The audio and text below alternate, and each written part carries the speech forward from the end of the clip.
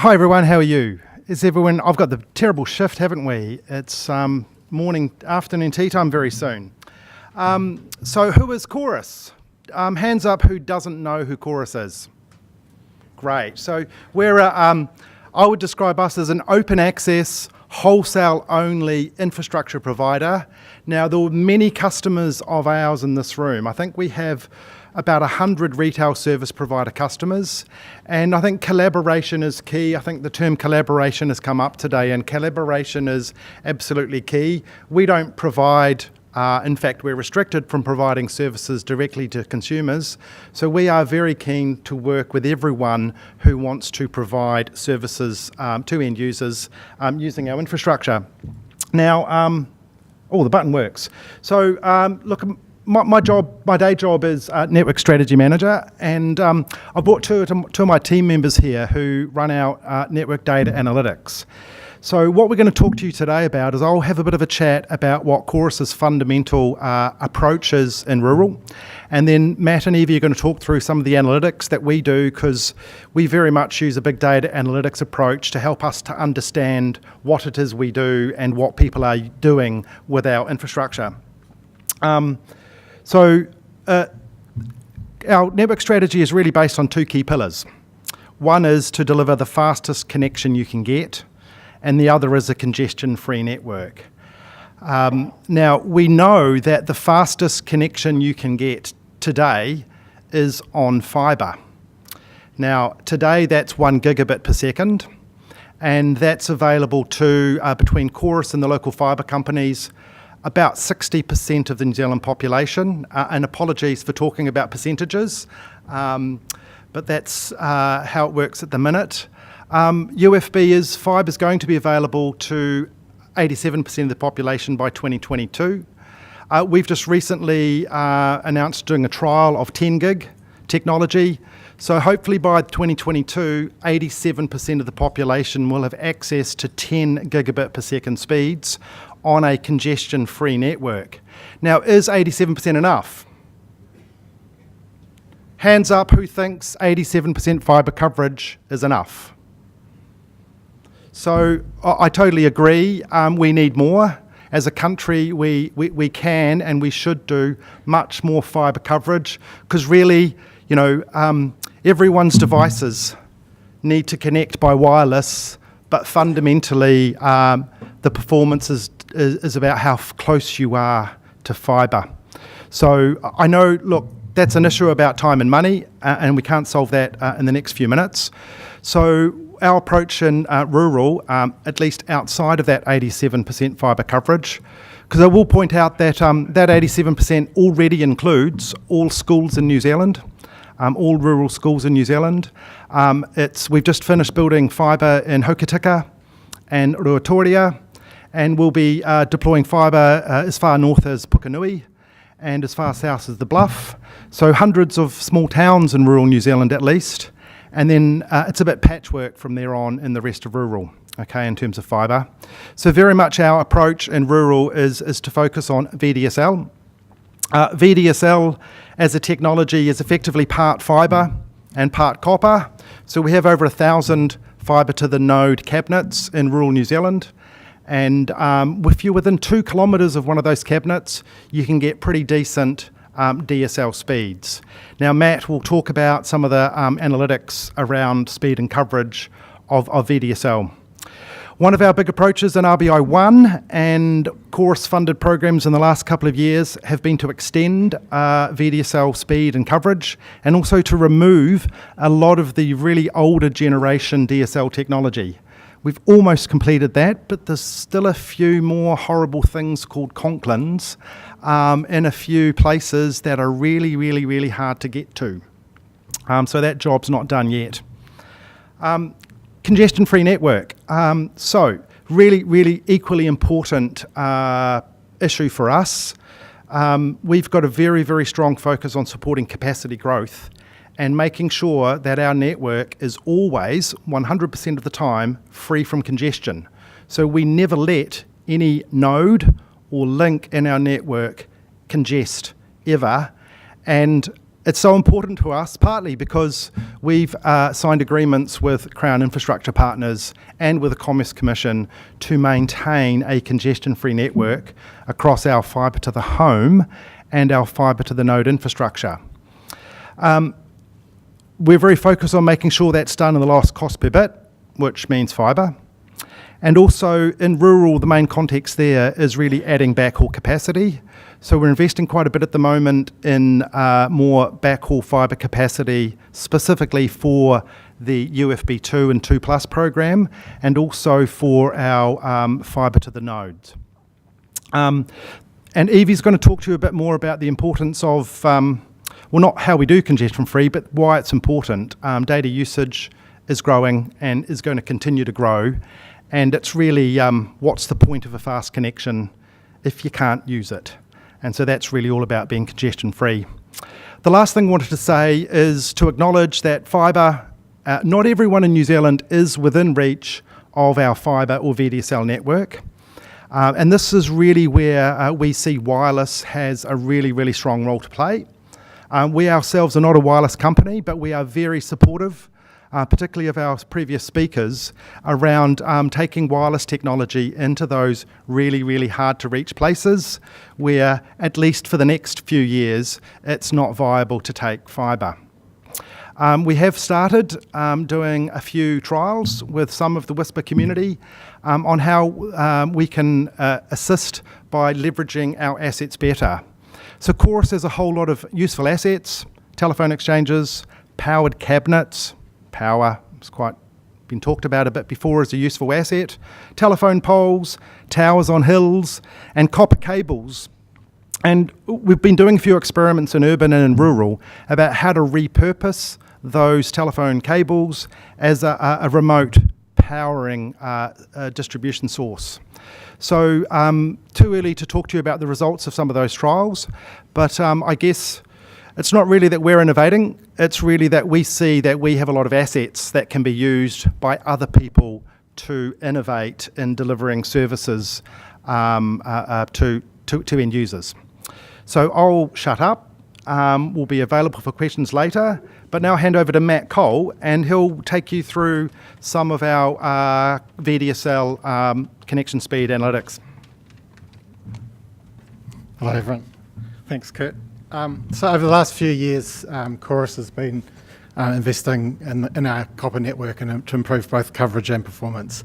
Since 2015, we've completed a number of initiatives which led to quite a big improvement in copper performance. So this is a chart of the average connection speed for VDSL and ADSL over the last few years. And as you can see, VDSL in particular has improved quite a lot. And that big step change you see in 2015, that was when we did the band plan change. So that's where we sort of optimised how we use how VDSL used the frequencies.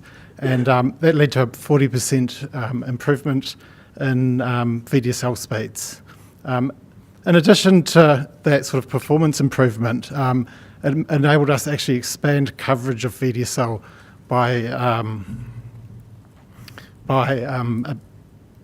from 10.8 dBs to 15 dBs, which is going from in rural from 1,300 metres out to about 2,000 metres from the cabinet. And that actually increased VDSL coverage by 175,000 premises. But one of the things with that is those premises were further from the exchange, so their average speed on VDSL was about 30 megabits per second. So what that's done, as people in those areas have taken up VDSL, the expanded coverage, the overall VDSL speeds have decreased slightly. Following on from that, we also identified a number of cabinets in rural which weren't part of the original RBI1 program. So we identified that it made sense to upgrade them. So we upgraded 124 Conklins and ASAMs in the network, and the average speeds on those went from 5 megabits to 24 megabits. So that was pretty good improvement for those customers. And since 2015, the number of customers on the legacy DSLAMs has gone from over 40,000 to less than 8,000 today. And then the next step change you see in the VDSL speed, and there's also a step change in the ADSL, was when we introduced DDDLM. And DDDLM stands for, better look it up, Diagnosis-Driven Dynamic Line Management. It's a bit of a mouthful, but basically it's a technology which monitors the lines and adjusts all the parameters on the lines to sort of optimise the performance and stability of the lines. And we saw 10 megabit per second improvement in VDSL and over 2 megabits in ADSL. So small improvements in ADSL, but for those customers, that's percentage-wise, that's quite a good improvement. And then since July last year, we've been installing new line cards in all our cabinets in areas outside fibre coverage.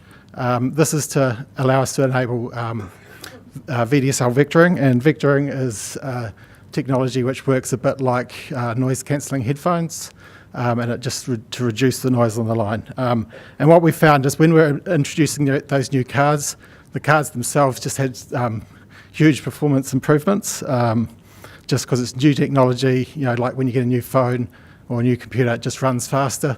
The same with the new line cards. What we've seen so far in the trials is once we've turned vectoring on, we're seeing about a 44% improvement in VDSL speeds and another 10% in ADSL speeds. Those aren't coming through in the charts yet, so we're expecting to see those come through in the next few months. So that was DDDLM, and then here we're seeing vectoring coming in. So what does that mean in the real world? Well, here's a cabinet in Pahongana Valley, north of Palmerston North, and this is a cabinet that serves about 100 customers, about a third of them on VDSL, so quite good VDSL uptake. And if you look at the customers near the cabinet, this customer's getting 123 megabits per second, up from 21 in 2015. Similarly, this one's 114 megabits per second. That's faster than the vast majority of fibre customers today. If you go a bit further out from the cabinet, this customer's 850 metres from the cabinet. They were on VDSL in 2015, getting 35 megabits per second. Today, they're getting 54. A bit closer in, this customer's on 18, or was on 18, now at 25. But we think from our systems that they'd get 80 megabits per second if they move to VDSL. Going a bit further out, this customer's 1,800 metres from the cabinet, still in VDSL coverage. They've improved 5 megabits over the last 5 years with all the changes we've done, but they have a potential of getting 22, so a small improvement if they move to VDSL. This customer's slightly further out again, 2.5 kilometres. They've gone from 2 to 12, and I imagine that actually experiences quite a significant, experiential improvement there. And then finally, this customer is actually 4 kilometres from the exchange, and they were getting 3, they're now getting 7. VDSL's not available. It's okay, I guess. It's not great, but that's the sort of the reality of how the DSL technology works. And so what's the future plans? What we're looking at is we'll continue to roll out small DSLAMs where it makes sense. We're looking at a technology called VDSL LR, or long range VDSL, which combines the ADSL and VDSL profiles. That's in development with Nokia at the moment, and when that becomes available, we'll investigate whether we'll deploy that into our network. So that's all from me, so now I'll hand over to Evie.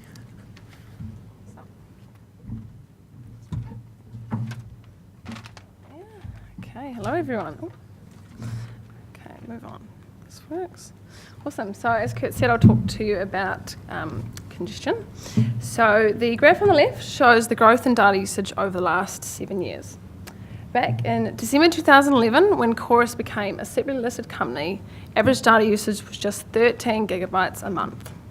And when you think back to those times, you'd be sitting there on your capped plan at 20 to 40 gigabytes if you're lucky. However, over time, our usage patterns have evolved. Back in 2011, we didn't have the online content like we do today, or the devices that supported it. Broadcast TV, or Sky TV, was the main source of entertainment at home. However, today, in the new era of content distribution, streaming services have broken down those traditional barriers. And the on-demand market is continuously increasing as the number of subscribers grow. Today we have access to high quality streaming from standard definition that uses just under 1 gig an hour to ultra HD 4K streaming that uses between 7 to 9 gigabytes.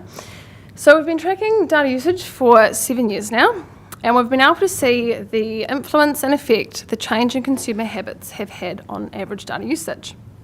Today, over 60% of subscribers are on uncapped data plan, a comparison to just 10% in 2013. And we believe this growth towards unlimited data is just going to continue. Today, average data usage is now over 200 gigabytes a month, a 56% compound annual growth rate. If we fit an exponential curve to the data, you can see that average data usage reaches nearly 700 gigabytes by the end of 2020. Of course, future growth rates will actually be determined by market dynamics, consumer behaviour, and the more new technologies, but we are planning our network to support this level of growth into the future. What we can also see is that data usage is reflective of the plan the end consumer chooses. This graph shows that extreme data users often will go for a fibre 1 gig plan. The middle users, but people that still have high data usage needs, will choose either fibre 100 or VDSL. It's interesting that average usage of VDSL customers is quite similar to that of fibre 100, of fibre 100 customers, at 210 gigs and 250 gigs respectively. People that don't have high data usage needs are still choosing fibre where it's available, with an entry-level fibre plan, which is fibre 50. However, there will always be higher data users on ADSL and fibre 50 plans, but many of those that are high data users on ADSL are unaware that they can upgrade to a better service. So looking at data usage, we wondered if people in rural New Zealand had different usage patterns than those in urban New Zealand. This graph here shows the daily profile of average data usage. The green line represents rural, as you can see, and the urban is the blue. So data usage is lowest around 4 AM, however begins to increase around 5 to 6 when men in New Zealand begin to start their day. Usage then gradually increases during the day until about 3 PM when there's more of a sharp increase. This incline happens to coincide with when kids are back from school and Wi-Fi devices are often within reach. Usage on a network then peaks around 8 to 9 PM and steadily trails off as people begin to go to bed. So while there's a difference in average data usage between urban and rural New Zealand, the aggregate usage patterns are still the same. Although farmers may get up earlier in the morning, they still want to be able to watch Netflix, surf the internet, or work on the cloud at the same time as those in urban New Zealand. So this is why a network strategy is important, as it validates that we need a congestion-free network to allow all end consumers to have a good customer experience. And as Kurt just said, we've made commitments to Crown Infrastructure partners and to the Commerce Commission to always have more capacity on a network than what the demand is at busy hour. How this turns up to the end consumer is that they get their peak speeds 24/7.